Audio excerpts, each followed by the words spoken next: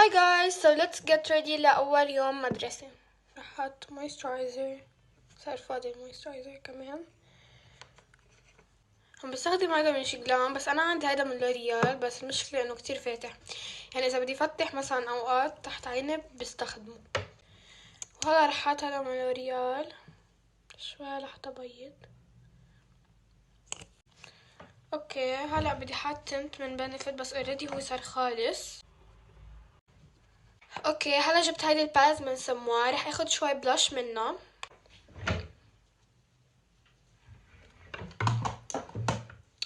بدي حط ماسكارا، رح حط وارجع لكم. اكشلي انا كتير متاخره، بس انه عم سوي لكم الفيديو عشان وعدتكم بدي اسوي لكم. رح مشي تحويجبي من هذا من بنفيت ليب جلاس. اوكي جايز، فانا كتير تاخرت، ما رح لحق فرجيكم شو اعمل بشعري وشو رح البس، فغير مره. بس باي.